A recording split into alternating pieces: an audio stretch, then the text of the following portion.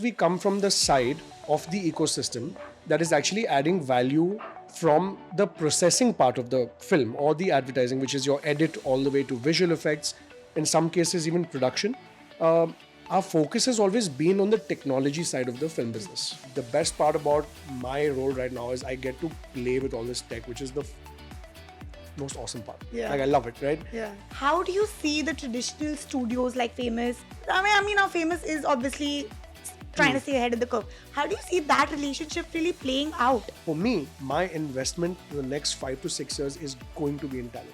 Okay. Tech, anyone can buy. You have to keep an eye out on AI. Every single process of filmmaking, AI is going to come and improve it. Sure. I want people to understand it's going to improve it. It is only going to destroy it if you choose not to learn Implement. AI. Yeah.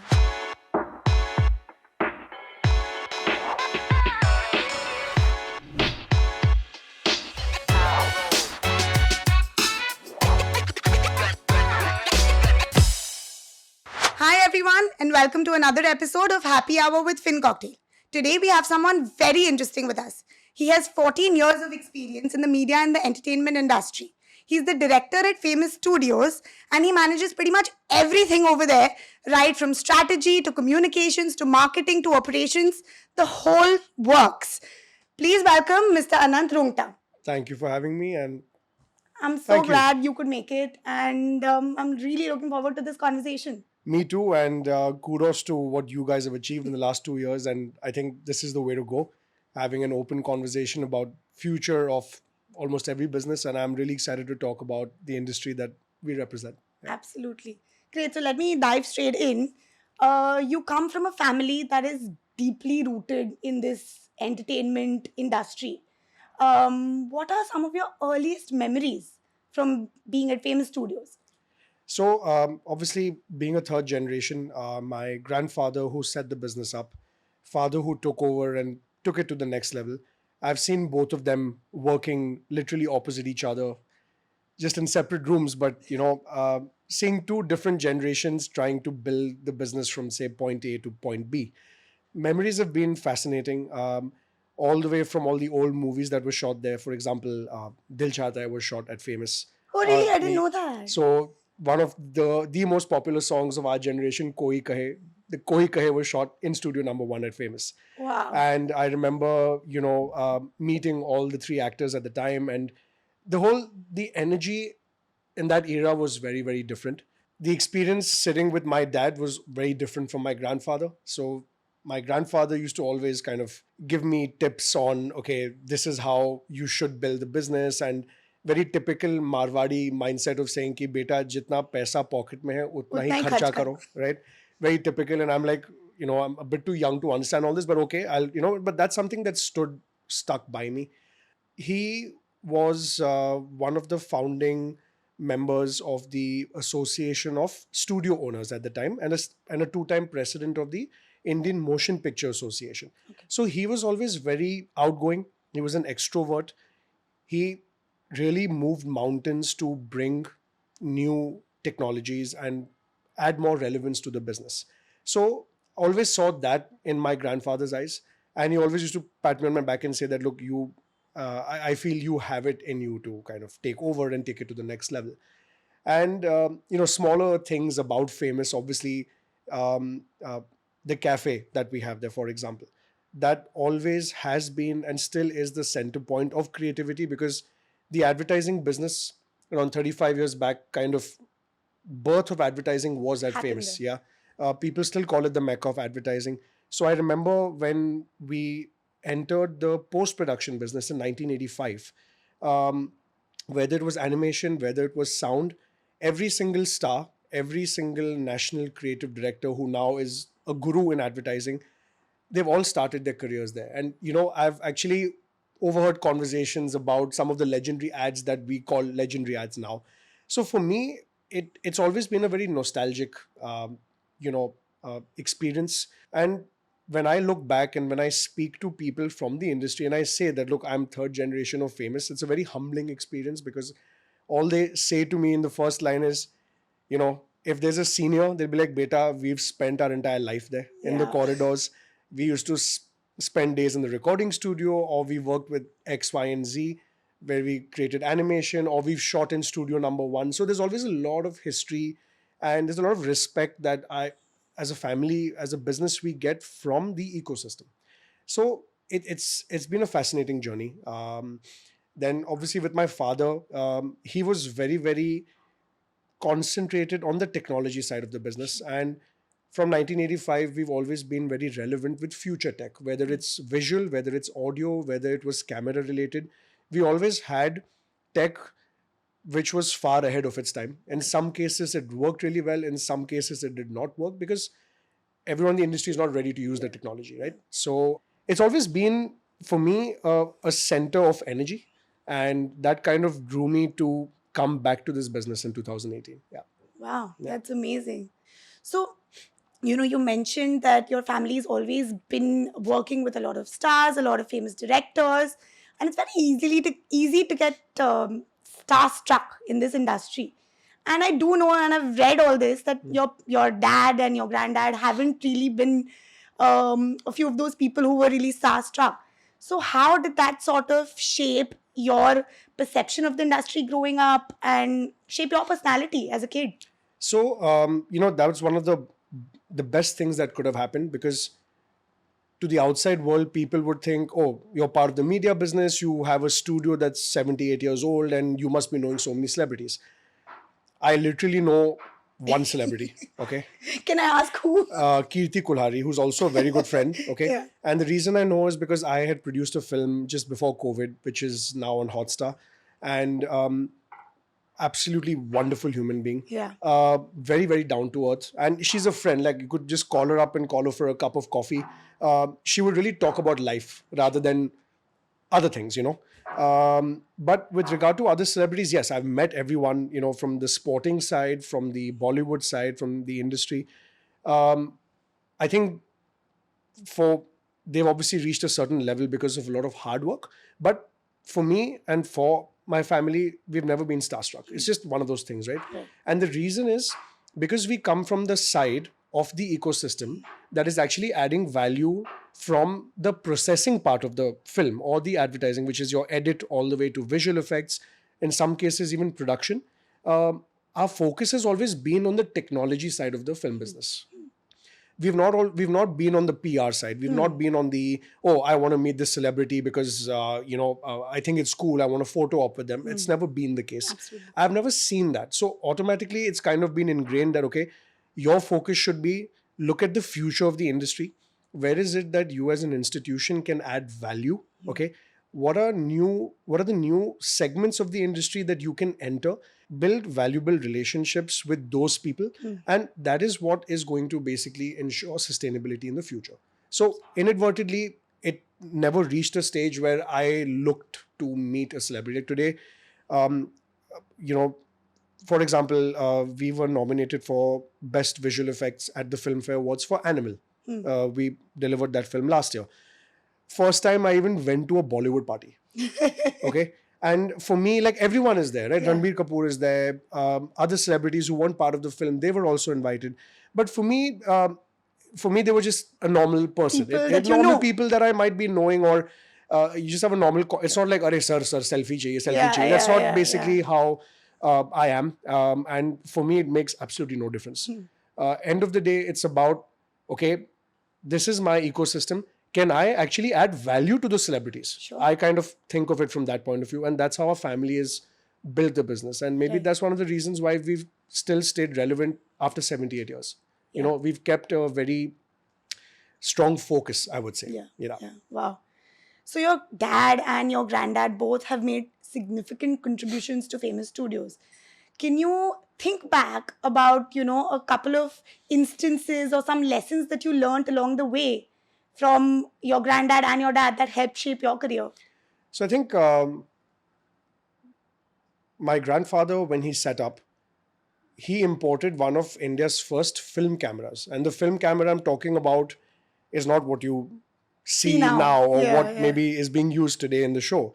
We're talking about those mahogany wooden boxed cameras with the hand crank. Yeah. And that camera still is with us at Famous. Wow. But which that's is going to something, be like invaluable yeah, now. it is invaluable. It was imported from a French company, and no one had even thought of, like, at that time it was a very audacious move. Oh, you're importing a camera from France, like, it'll be so expensive, and clearly no one knows how to use the camera. And but my grandfather was like, look, if you have to add value, you're going to have to do something which is off Stay the track. ahead of the curve, Yeah, right? you have to stay ahead of the curve. And then it's not only about one thing is investing in the tech. Yeah. The second thing is, do you have the capability of educating the ecosystem on how to use that technology? Yeah. Yeah. That is something that I've always learned.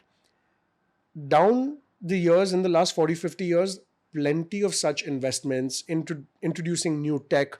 We have done that and offered that to the ecosystem, right? But every single time it's not been successful. But that does not mean that if you have one unsuccessful story, you stop doing that. Yeah. So one was that. Second, we started this service of creating sets, so set design. And if you remember some of the old movies, you see these old Bollywood black and white songs. Yeah. The girl is like doing a thing in the house, and the guy comes and he puts his hand on the girl's shoulder. Yeah. And then there's a window which shows a little mountain at the Yeah, back. yeah. But the mountain is basically plaster of Paris. Yeah. Yeah. So we actually got into designing Those background. kind of Yeah, that backgrounds. also at the time, because no one else was doing it, Yeah. right? Then as we move forward, the digital age, we were one of the first guys to move from your analog film camera to a digital camera.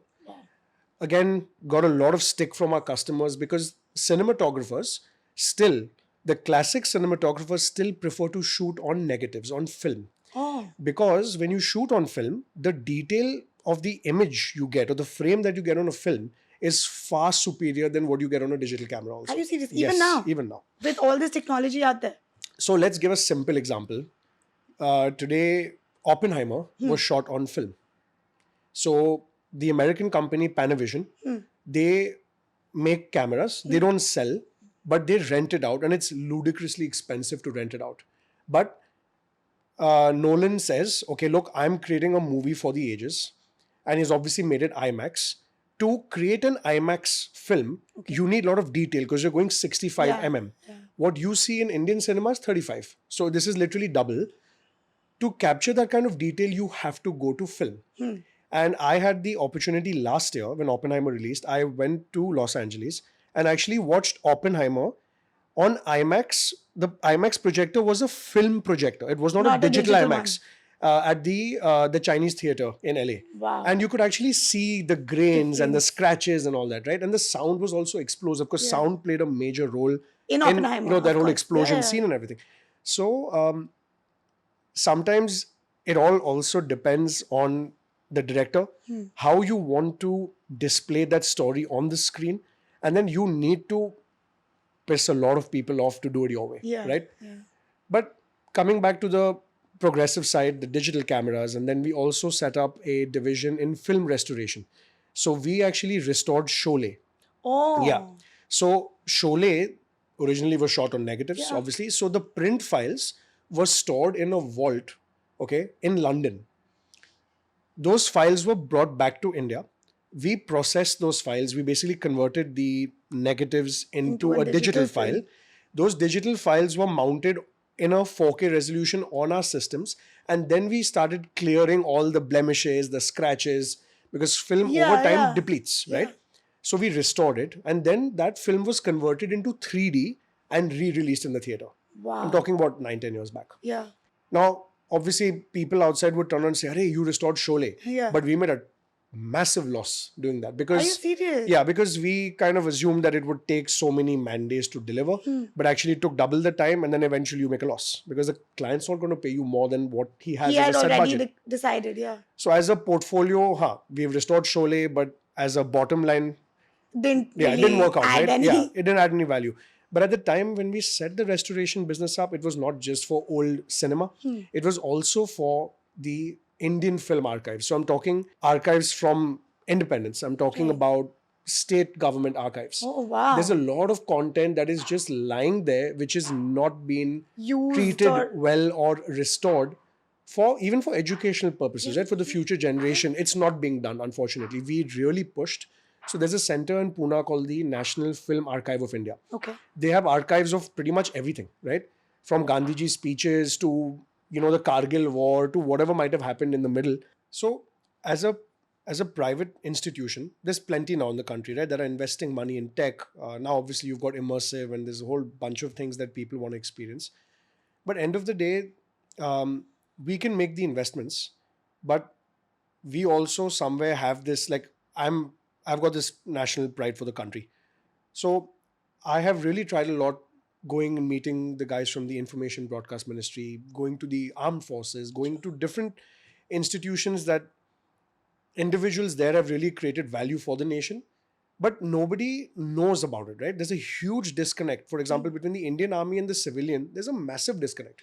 I've done a lot of research in the last 2 years. I've actually visited Kargil. I've been to the actual headquarters that basically manage the entire Kargil showdown from the Indian Army point of view. Okay. I've seen all the historical papers. One of the officers that was martyred in the first victory that we had, I've held his Veer Chakra in my hand.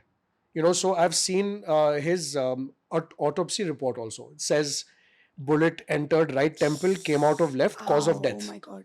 And I've seen his parents cry in front of me while they read that report to me. But civilians don't know What's really anything, yeah. right? But for that to happen, government needs to come halfway.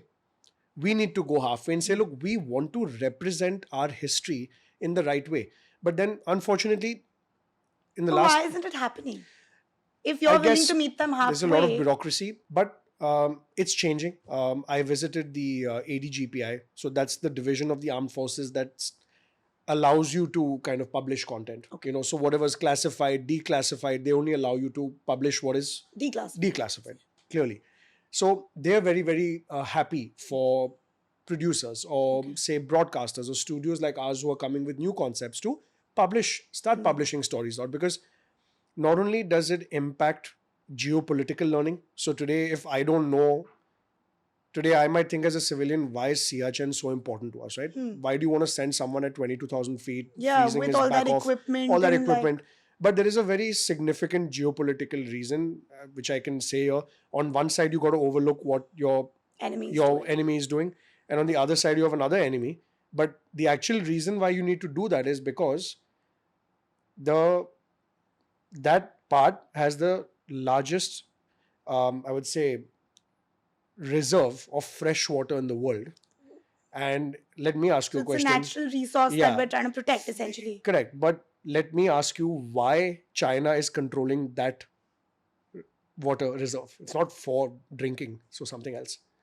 It's a raw material that is being used in a product which is very, very crucial for economy globally. It's a raw material in the fresh water. No. Fresh water is the raw material. It's one of the raw materials. Is it? Semiconductor chips. Yeah, that's what I thought.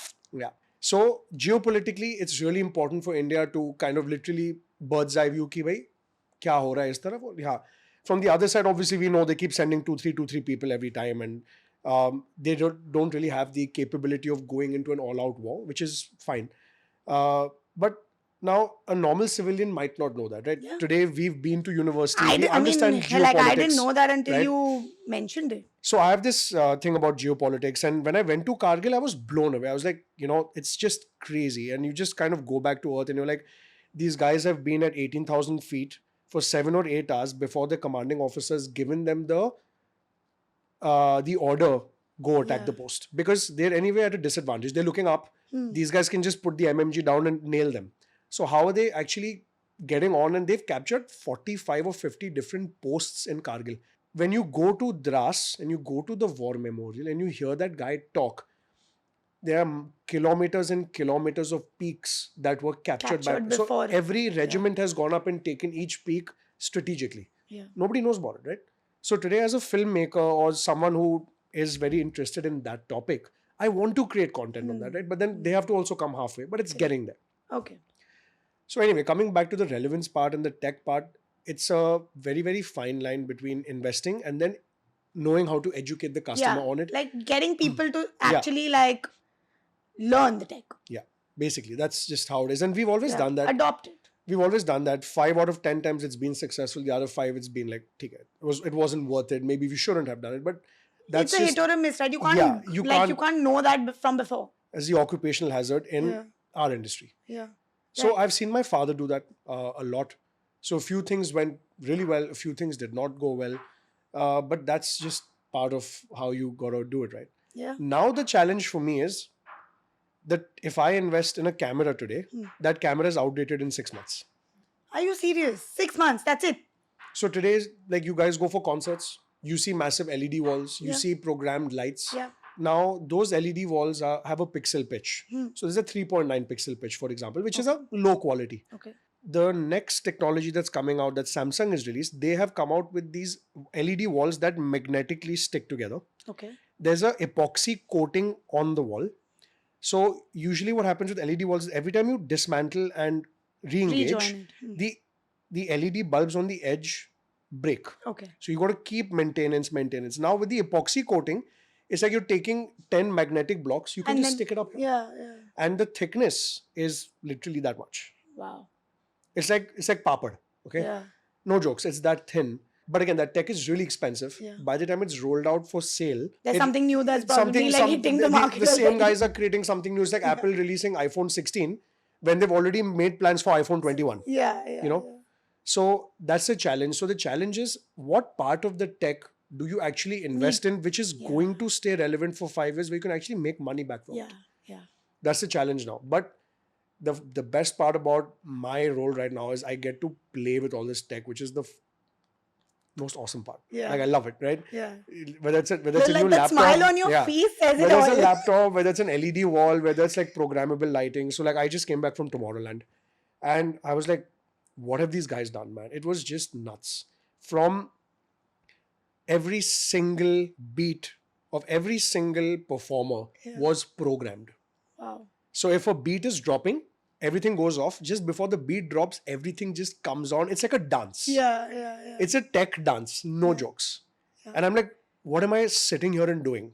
I should really be, that is what I should be Aiming for. yeah. Yeah. And that's mainly the reason why we kind of decided to set up this new venture. Changing the face of live themed entertainment, not only as an IP, but also for brands and for businesses. Okay. Yeah. So I'm definitely going to get into details of your new venture. Yeah, but yeah. before that, I just want to backtrack a little bit and ask about your. I know that you went abroad to study. I believe you were in England for a bit studying business. What sort of motivated you, or was it like a calling that you had that, you know, once I'm done doing this, I'm going to go back and join my family business? Okay. So obviously studying there, doing whatever as a exposure was all very, very good. My dream was to actually get into aviation, because that's like my first love. Wow. Airplanes, and always wanted to be a pilot. But obviously being from a Marwari family, not really having much of a say at the time, you don't kind of break free in that kind of a setup at a very young age. Okay. And obviously once I finished university, I came back. I actually took a job at the Mumbai airport. Oh, you did? Yeah, I did. Yeah. So with Sanjay Reddy, who's the main boss at GVK, that was the time when GVK took over the airport from the government, and they started rebuilding the Terminal 2, which we use now. Yeah. So I was actually there for the foundation laying ceremony of Terminal 2. Wow. And I actually got to see the Terminal 2 blueprint before anybody else got to. So I really consider myself as very cool, you know, because of that. And I just wanted to be amongst planes, right? And I assumed this role of what they call as non-aeronautical revenue, which is basically revenue that the airport earns from advertising, from F&B outlets. And there's obviously aeronautical revenue that you earn from parking fees and using the aero bridge and whatever, right? So that was fun. Got to see really obscene things in the customs offices, because we got the responsibility of removing the customs, because the building was going to be knocked down, right? Correct. The old T2 semicircular building. And we were called one day by the customs officer. He's like, guys, you need to go and see what's in that room that needs to be moved. And we enter, and there's, you know, pardon me, but all the Charlies of the world, Yeah. and everything is lying there packed, and it says that, Mr. So and so from some African country seized. There's obviously a ton of alcohol. Yeah. And it was like a culture shock for me. I was like, what Yeah. is going on here, And me as a 20-year-old or 21-year-old had the responsibility of moving all of that into a warehouse Okay. because that part of the building was going to get knocked down. Yeah. So seen stuff like that. I've also experienced, like, one of the most painful moments was obviously that was right bang smack in the middle of what happened at Taj and the Oberoi. Oh God. And I remember, not going to name my friend, but my friend lost his parents there. And I get a call the day after saying that, and he was working in the UK. He basically was flying down, obviously, to, for the last rites and everything. And I remember going up to the air traffic control to check that what time is this British Airways flight landing, and I'm just calling my friends like he'll be landing in the next 5 minutes, etc., etc. And the day after, when the dust settled, I was in a zone like, what just hit all what of us, happened? and I was actually meant to go to Taj that night, by the way. Oh my God. Fortunately, it didn't happen for the sake of the family and myself. I go back to the airport and I go to the cargo bay. There are two massive Indian Air Force jets, like the cargo, Yeah, the guys who carry the NSG. And I'm waiting there, and the pilot is basically like, okay, these guys are going to be coming in BST buses, the NSG commandos, because they've done their job going back to Manesar. And 6 massive buses roll up. 3 guys are on stretchers, bullet wounds here. And I remember one of the guards, one of the NSG commandos, he just looks at me, he runs to me and hugs me. And he doesn't know me, right? But he's like, He just so needed I a just hug. needed a hug. And I asked him like, sir, आप ठीक तो हो ना? He's like, sir, मैंने कभी इतना bloodshed मेरे life में नहीं देखा है. And he says कि हम bodies के ऊपर चल के जा रहे थे. So for me, it was the whole experience of working there, seeing these guys walk in, and that is actually where that whole armed forces thing actually clicked. Yeah. But nonetheless, that was an amazing experience. And then what happened was I basically got married very, very young, So then what happens is when you get married and you have that whole family pressure that, you have to come back to your family business, etc., etc. So 2009 is when I joined the family business a year So all after. this is before 2009. Yeah. So 2008, that 1 year I was with GVK, had a brilliant experience, took back a lot of learnings. Yeah. But then the downfall started for me. So 2009 to 14, I would say, was my worst part of my career because I was not really understanding the industry. At that time, the industry was flat. Okay, there was nothing going on. There was broadcast. So you had your little TV, your Saas Bahu type shows. You had the film. Film was being run by, say, 4 or 5 of the big production houses. Sure. There was no scope for us to expand our processing business at the time. And then there was TV commercials, which was anyway part of our historical legacy business. But no one was trying anything new for it to scale up. So 5 years, did all of that. I made a couple of visits to the US because then a lot of foreign studios started outsourcing visual effects work to India. Okay. So I spent a few months in Los Angeles. I met a few people. But, what happened was we signed a couple of MOUs with studios there. But me and my dad, obviously, we have a really big age gap. And he couldn't understand what I was trying to do. So I was kind of stopped from expanding the business at that point of time. So that really pissed me off. And I basically, 2014, July, my grandfather passed away. And I said to my family that I have a new business, which is in sports tourism, which I the opportunity just fell into my lap because my cousin brother at the time, who had already set the business up, he was based out of Calcutta. And Calcutta is where kind of our home is. I was born there. Okay. So I had gone to Calcutta because we had a small visual effects studio there. We were processing content for a local producer there. Met him and he shows me this video of all these, like sports videos. And he's like, I am actually taking 1,000 fans to the Bangladesh 2015 T20 World Cup. I was like, wait, okay, this is like something interesting. Yeah. Are you keen on me coming in as a partner? I'll invest.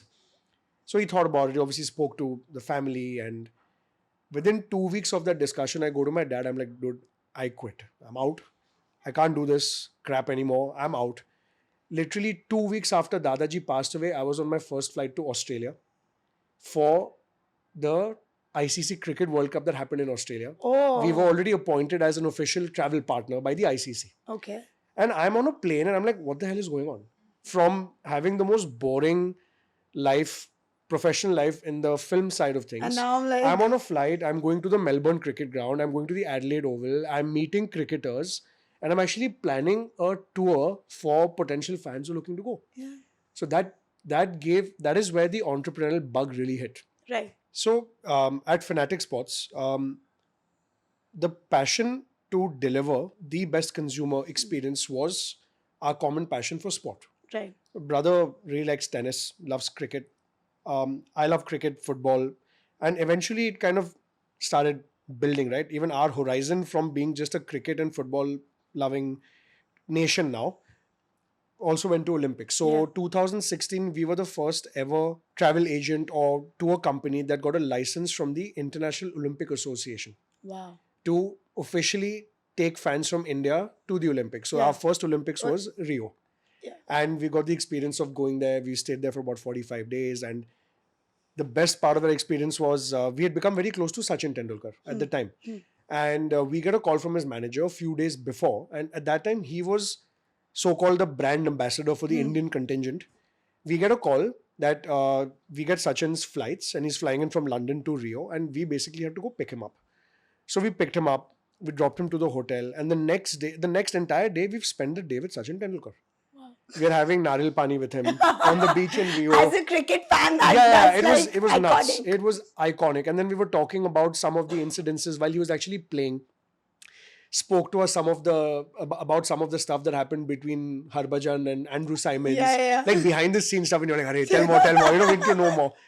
So that was one of the cool experiences. And then in the Cricket World Cup, I remember it was India versus South Africa at the MCG. We won.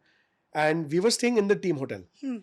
So me and my friends who traveled with me, we were stepping out for a drink and we saw Mohammad Shami.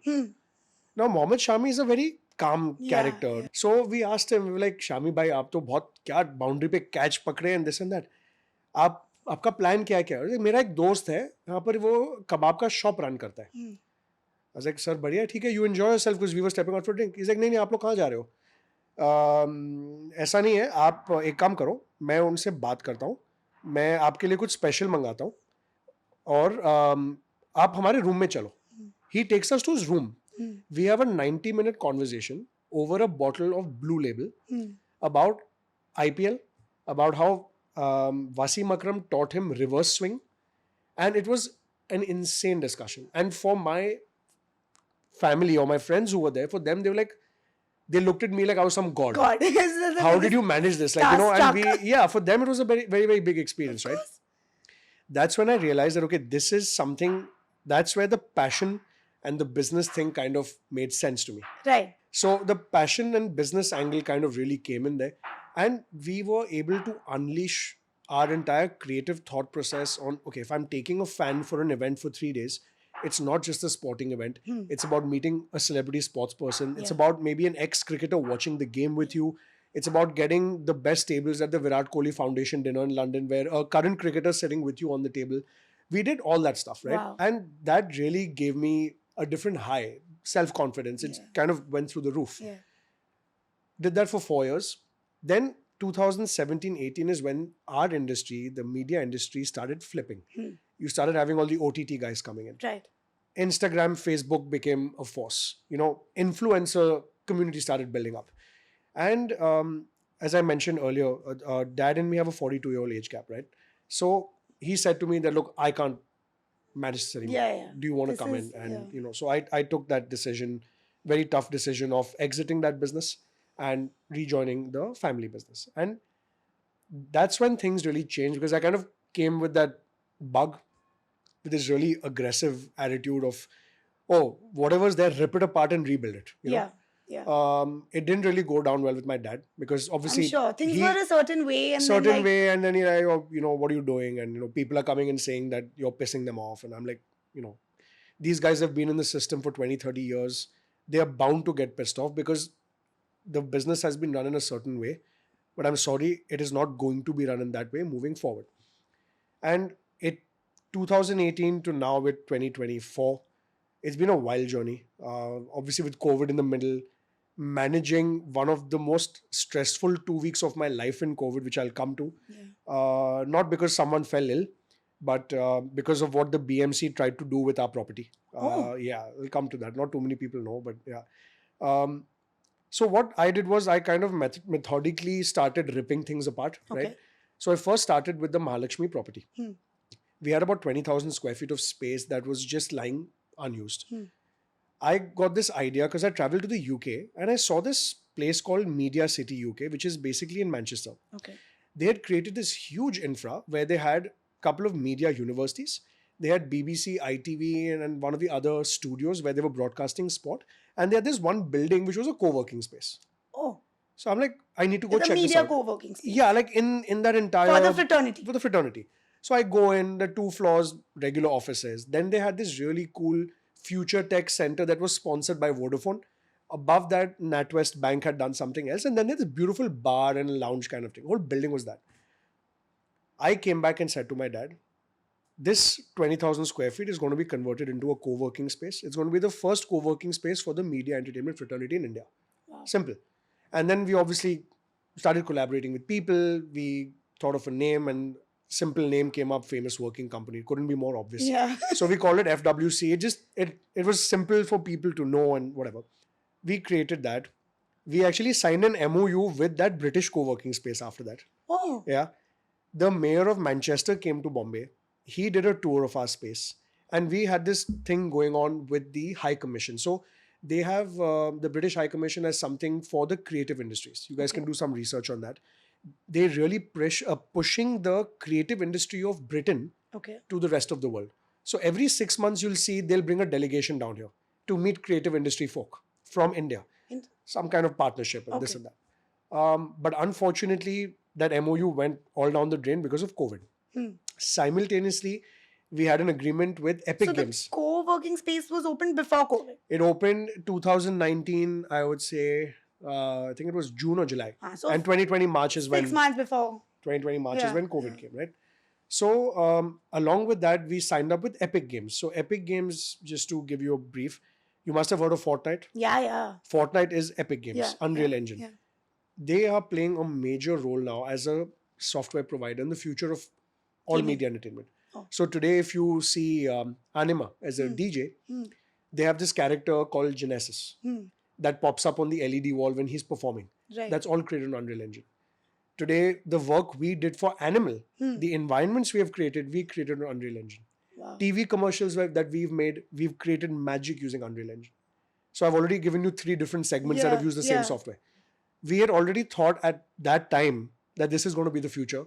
And I had visited in my UK visit, Epic Games have a lab there. It's called the Unreal Engine Experience. I went and visited that, got in touch with the guy who heads the lab.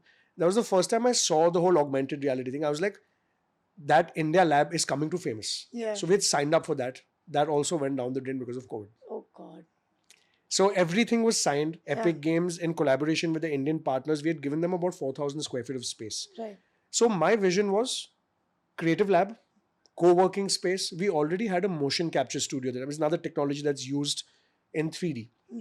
We already had this other setup where we were, or still are, creating content for TV commercials. I said, this is the place for any creative to come in. And at the time, we created a DIY set. So we have a set like this also in Famous, by the way. It's already there.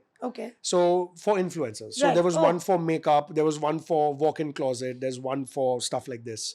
Podcasts. And you could just use that space for anything. It became, the idea was to position this as the future hub of creativity in India. Simple.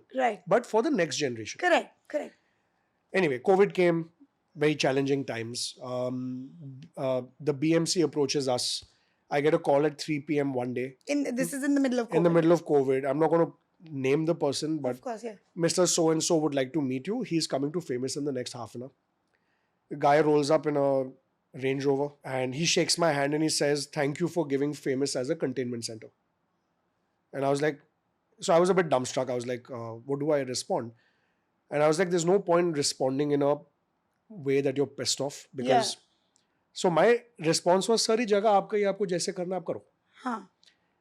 And then when I went home, I burst out kind of crying and shouting. I'm like, What no, the what hell? the, Yeah. what the thing is going on? And then I started piecing things together and I was like, okay, fine. I need to get one good guy from the BMC who controls that Worli or Mahalakshmi area. Fortunately, found the guy's contact and I started warming him up. Yeah. Turns out that he's very close to that family. Oh. Okay. And within 2 weeks, it all fizzled out. But I had to visit the local BMC ward every single day, spend 3 hours there, kind of waste time, wear a mask in the midst of COVID. And eventually, the gentleman who runs the ward has become a good friend. And he shows up with his entire team. And I take him on a tour of Famous. I'm like, Dekho, sir, this is filmmaking heritage since 80 years. And fortunately, at the time, what had happened was the filmmaking fraternity already got the Shiv Sena at the time to put out a notice in the thing saying that, okay, we want to get filmmakers to come back. So we kind of use that as the thing that, look, on Correct. one side, you want filmmakers to come back, and one side, you're shutting the main institution down. How it's Doesn't gonna really make work? any Yeah. sense. So we called them over. We showed them that mocap setup. The mocap setup was basically from a British company. Okay. So I said, look, if you make this a containment center, imagine the negative publicity that will go abroad. Kind of use that as a carrot, right? And eventually he comes and then he says, okay, your place is not fit for a containment center. I was like, Thank God. thank God. So that was like 2.5 weeks of lot of drama. But that Yeah. kind of, it was my first experience of dealing with the authorities. Yeah. And I think I did a pretty good job. Yeah. And anyway, COVID went on. We opened the studios and whatever. We did this whole drive for vaccination. And then it was again rebuilding. Obviously, what we planned all down the Train. you know, the trash can and everything Yeah, down the train. And that's when we were like, okay, what are the segments that are really going to push? So OTT, Yeah. we set up a new facility just for film in Andheri. So there we've just delivered Kalki as well. Oh, Kalki was nice. done at our studio. So we basically did the color grade for Kalki. Okay. Visual effects was done by around 14 studios globally. 14 studios. Yeah, 14 studios.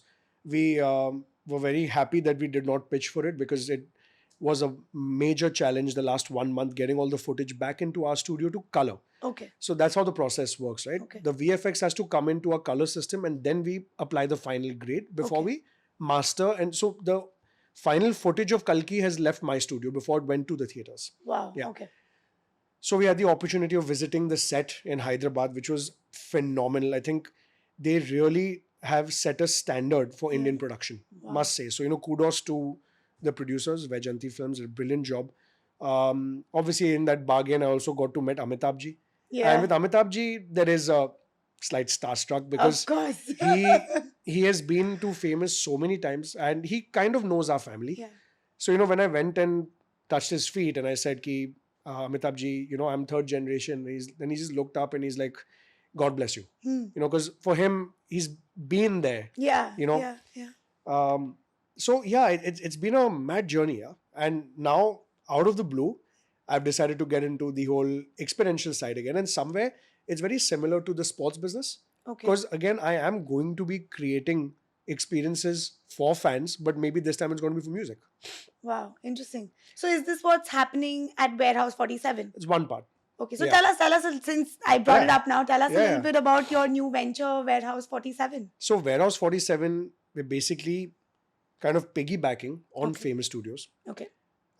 As Famous has the domain expertise when it comes to everything content, whether it is creative, whether it is talent, whether it is the production capability, and now integrating that content, the audiovisual piece of it with new technology. Now, when I talk about new tech, it's about meta-humans. It's about mixed reality. So everything AR, VR, XR, projection mapping, then project mapping on objects. So for example, if we have this mug, I have a technology that can scan this mug.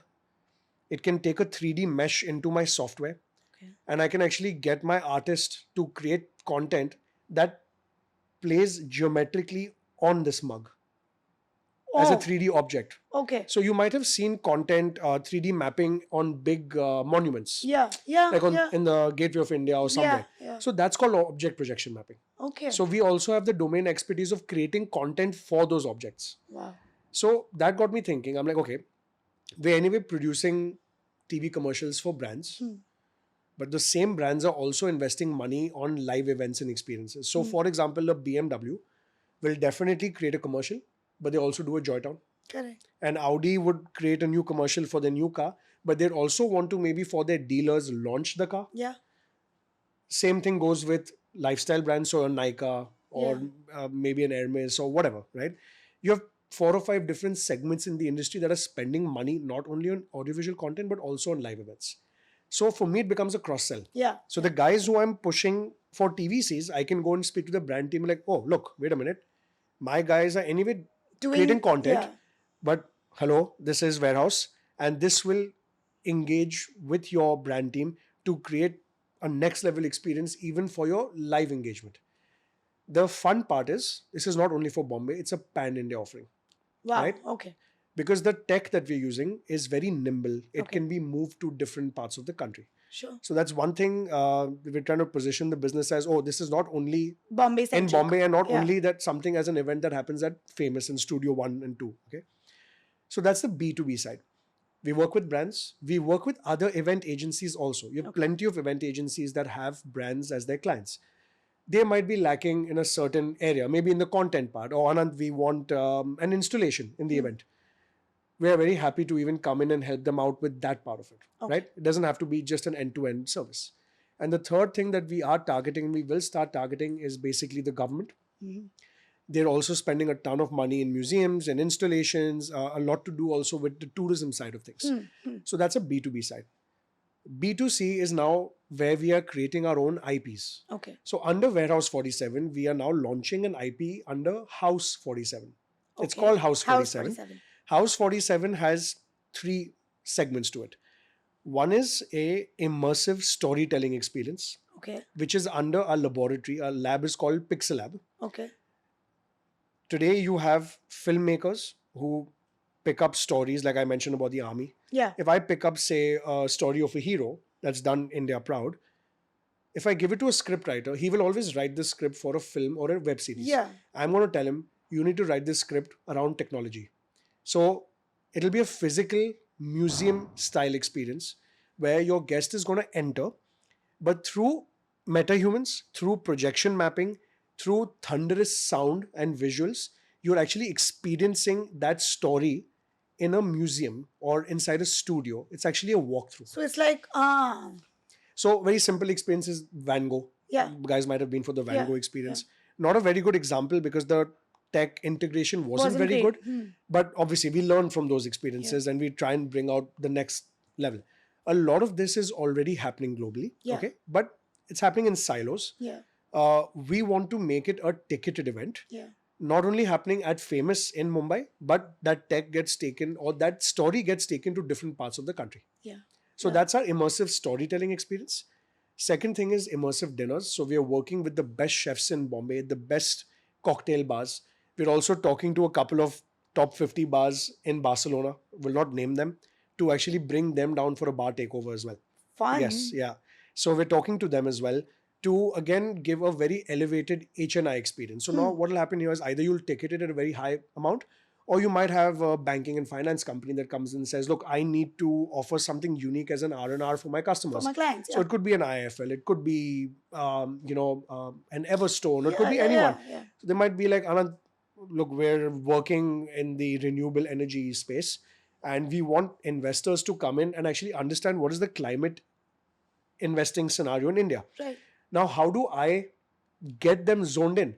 I have a full kind of creative deck ready for climate and ecology. Wow. I can create content around climate and ecology that's very relevant to their investments. Yeah. People And this again is an immersive experience. It's an immersive experience. So imagine doing an immersive experience around dining. That it's not very uncommon now, but imagine doing an immersive experience in a boardroom. Wow. So the guy comes in, the investor who is a little bit shy or is like, I'm not really sure that I want to invest $1 billion in this fund.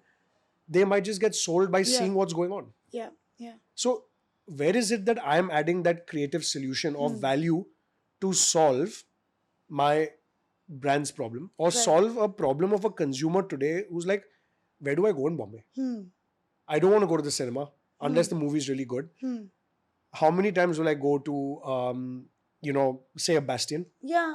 You know, Generally dinners and exactly. bars. Yeah. I mean, and there's no nightclub in Bombay, let's be honest, that provides that experience. Yeah. There's nothing. Yeah. So I want to we want to rather, Warehouse 47 wants to bring that experience back to the consumer, that experience of storytelling for brands. Okay. And the third biggest thing, what I had mentioned earlier also, was my focus is going to be on building the creators community. Right. Again, with COVID going, etc., we've kind of brought back whatever we did not have. Space? Co-working space is full. Yeah. We're completely full now. Okay. And all we have a couple of fintech companies as well. Yeah, working there. Interesting. Yeah. Fintech company, healthcare, couple of event agencies as well. So we want to bring that whole creator community, the whole cohort and incubator concept back, but for the creative community. Yeah, Right. bring it back to Famous, and we are working with partners to build that side as well. So yeah, Warehouse 47, to kind of sum up, it is your 360-degree pan-India creative and brand solutions company Right. for the future of media and entertainment. Yeah. Very cool. Yeah. Very, very cool. So we're just building it out now, adding our team members, and it's a fun journey. Yeah. And we get to experience things like Tomorrowland and stuff along with it. So yeah, we can't complain. Fun. Yeah. Very good. Very interesting. Yeah. So, through the entire conversation, you've constantly mentioned innovation, technology, keeping up with trends in the industry. Where do you really see it going? Like, there might not be an end to this. Yeah. So I think media entertainment industry in India has about 14 segments. If you go look at any of the FICCI reports or whatever, right? There's certain parts of those segments that are, as a CAGR growth, 17 to 18%. Okay. Fortunately, out of these segments that we work in, 3 of those segments are part of that chain of what we're already in. So one is visual effects. One is your film and OTT. This year has been very, very bad because of cinemas not doing well, and the generic consumer behavior is now moving more towards OTT, but not even like typical films, right? Not your typical Bollywood actors. They don't want to see crap anymore, let's be honest. They want to see true stories and actors actually performing at that raw level. So today, like a Pankaj Tripathi or Rajkumar, all these guys, they're the stars, boss. You know, the others, absolutely, Bollywood heyday guys, they are still doing well, I'm not going to say, but people are not going to watch it. So consumer behavior is changing. But then again, film OTT, the events business, but again, events, majority part of the events business revenue right now is weddings. We don't fall in the weddings category right now. We still fall in the other kind of events. But that is going to really grow. Okay. Gaming is one sector which we have not yet touched, but that also has a massive potential. Not only in terms of creating games for consoles, but also your e-gaming and what has globally become a hit, right? Playing on LAN and stuff like that. I haven't really explored it, but that's something that I would do next year eventually.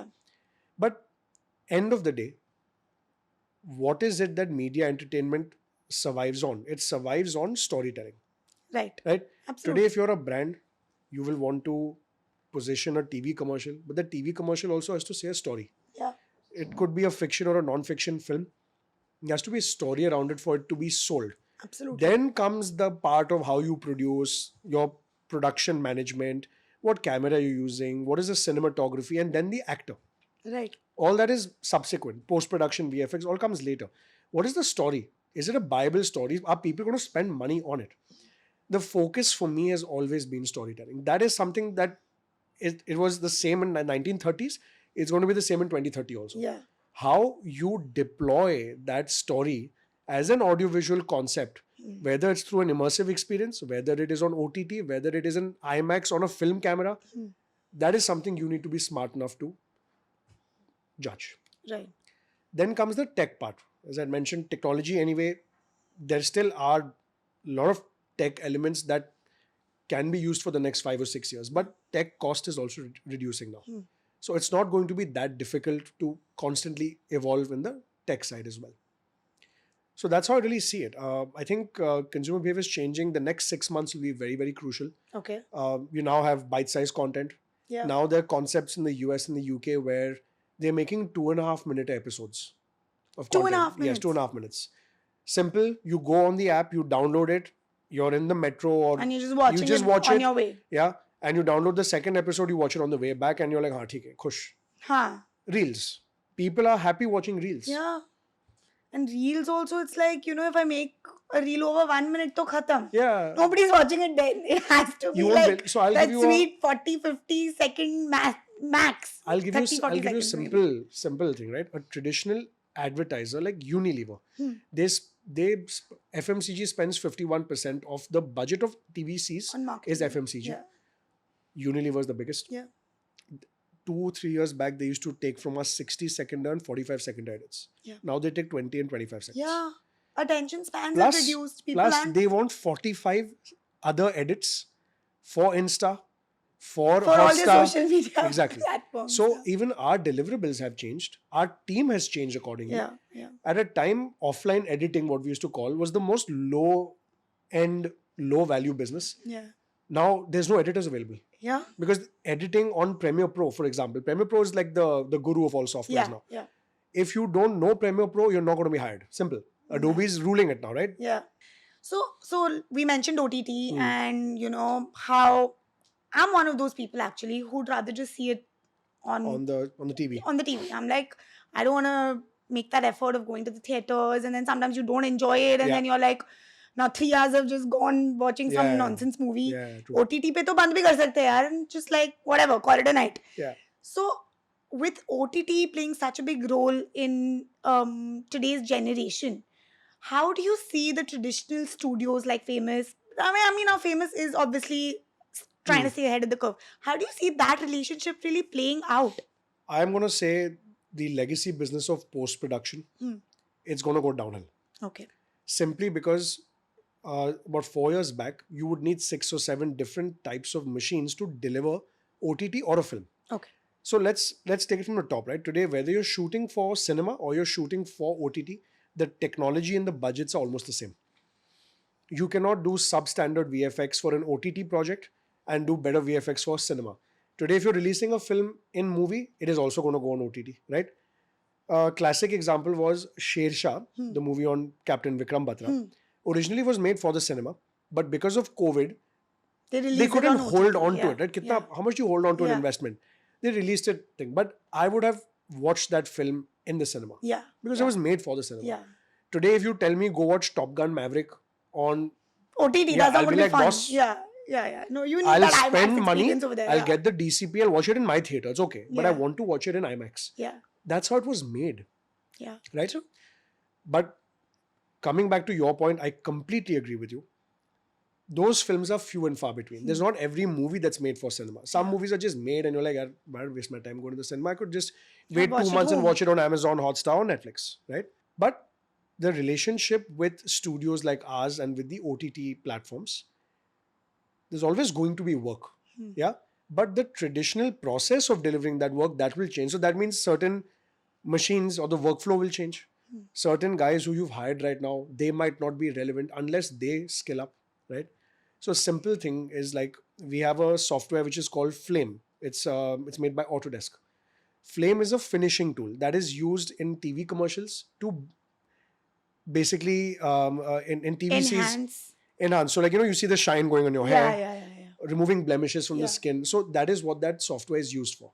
At a time, we used to have 30 Flame softwares, like machines. Every room there was somewhere there was say a Ponds commercial happening, somewhere there was some other commercial happening. You don't need that software anymore. It can happen with on Premiere Pro also. It can happen on After Effects also. That software is 1/10 the price. Wow. But the talent which historically has worked on Flame, majority of them in India, they have not gone to different softwares. So They've stayed stuck to. They're stuck. Yeah. I'm sorry.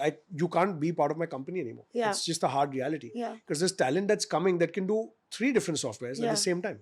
Yeah. So that is a talent-led problem. But that's something as a studio, we've always tried to offer them the next step. But then everyone's not going to take it, right? Yeah. 2 out of 10 grab that opportunity. It's like, okay, we want to try something new. Hmm. So that's the collateral damage where that happens. Yeah. But eventually you have to see 4 years. So the other very important thing for studios is obviously traveling, going to all these trade shows, and really seeing what's next. And you have to, as an entrepreneur, somewhere judge, okay, look, I might have invested in this 2 years back. There's an opportunity to upgrade this software. Shall I put that money or shall I just let it run and maybe invest that money in something else? Yeah. So that's That's somewhere. a constant like That's a opportunity battle. cost That's a that battle. you're dealing with. But eventually, for a studio like us, if we have to have any kind of value moving forward, create that whole creative, solutions for the next generation. So obviously, Warehouse 47, all the new technology. Now we're set as a creative services company for the future. Now, whether Netflix, Amazon give me work or I work for a film producer, don't give a shit. Yeah. Right? For me, my next step is the next generation. Right? Yeah. How am I going to elevate them? How am I going to elevate my own self by creating my own IPs? That is what I'm focusing on now. Yeah, absolutely. But traditional studios, many have closed down Yeah. because they've not been able to pace up, or they're like, "Arey, haan, dekha jayega," and we'll see.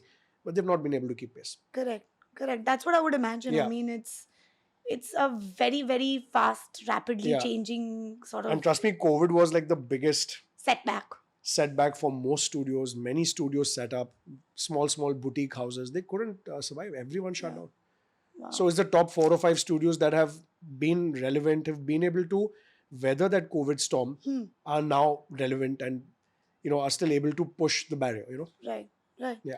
So this kind of brings me to my next question, which is a little bit around the financial aspect of the business, right? So with constant upgradation in technology, constantly trying to innovate, constantly trying to stay relevant, I'm sure that entails a lot of sort of financial costs, right? Yeah. So how do you deal with that at a business level? And then tell us a little bit about how you manage your own personal wealth. So I'll say majority of capex for us is actually tech. We don't spend much on land and building in a very traditional way. If we need to set up a office, we would just take it on rent. Okay. So for us, for example, where the business is concerned, Famous Studios is the only kind of land parcel that belongs to the family and to the business. Everything else is on rent. We don't own any of the other offices that we have. Because we don't know 1 year down the line. You might want to change the location. Might want to change the location to Hyderabad for all you know. Because, for example, now the South industry is a lot more successful, as in a lot of people are still going to cinema in South, in Bombay and North. But Delhi. also they've really like upped their game in terms of like everything, right? Simple example, as I told you, was like super proud to see Vajanti Films, the set they created. It's like basically entering Warner Brothers Studios in Los Angeles. No jokes. Wow. The outdoor set was so beautifully made, I cannot tell you. But then again, they've got that talent from the US or the UK, that fine attention to detail has gone into it. You can see it. Yeah. They've not messed around with the production. So again, that's 1 out of 10 films in a year, right? That is what I spend. I would think 1 out of like 20 maybe. Yeah. So look, tech investments is now moving more from the traditional post-production technology, cameras, to more things like spending on nimble technology, LED walls, projectors, software. Software is now the next big tech investment.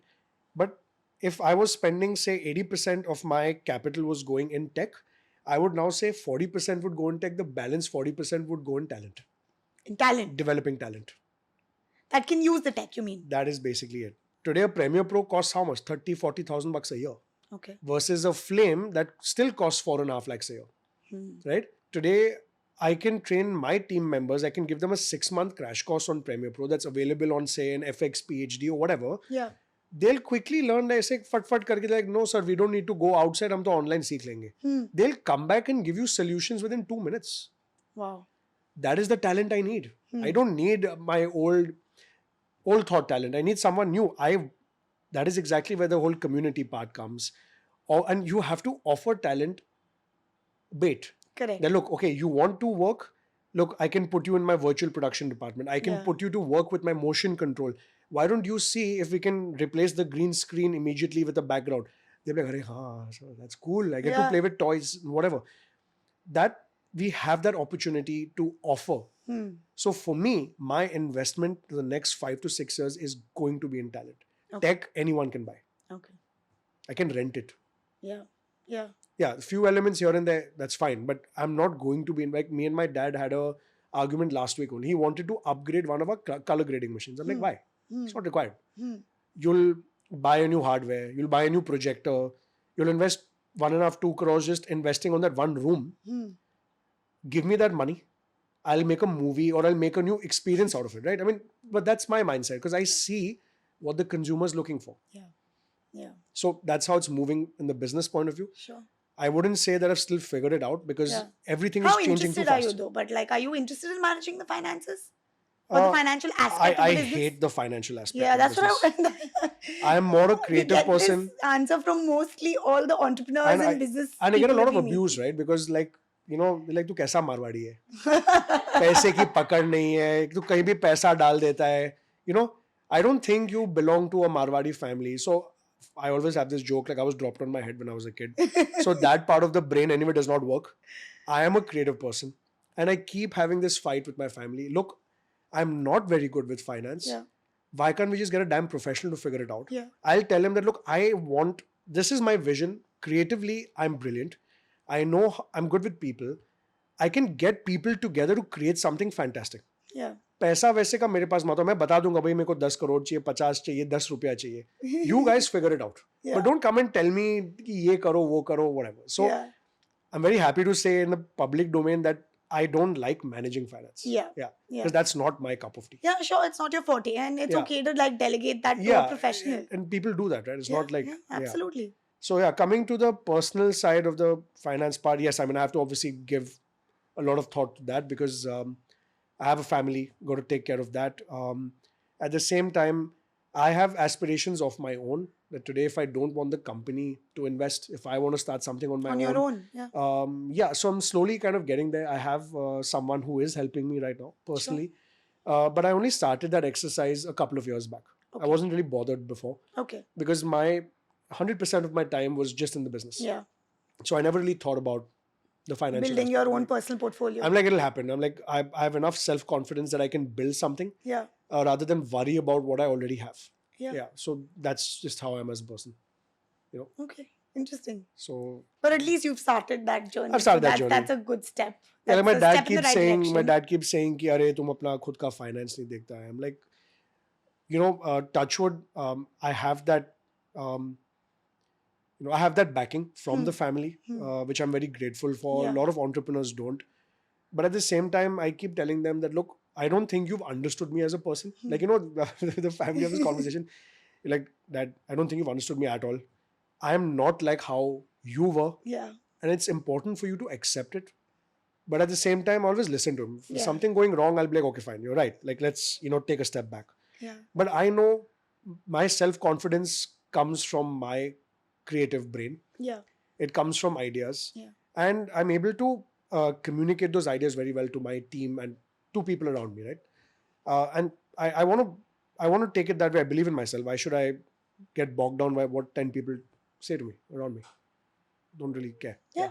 No, that's one way to look at it. Yeah. And if it works for you, then that's great, I guess. Hope it does, on the path, hopefully it does.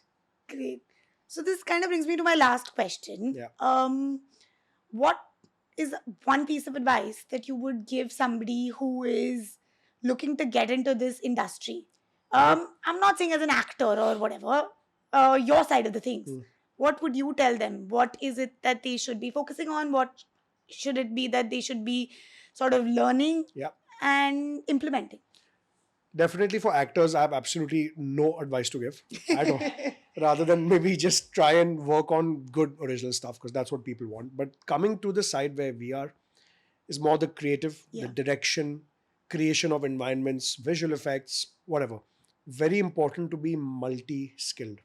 You cannot just be an editor or you cannot just be a cinematographer. You need to have a skill maybe in the process that is before and the process after, whatever you want, right?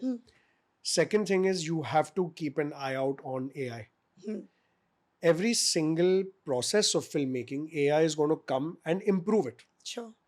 I want people to understand it's going to improve it. it is only going to destroy it if you choose not to learn Implement AI. it. Yeah. If you do not learn the AI tools or whatever, you are basically shooting yourself in the foot. Yeah. And that is reality. Yeah. It's important to accept that reality and move ahead. Okay. Be very, very exposed globally what is happening.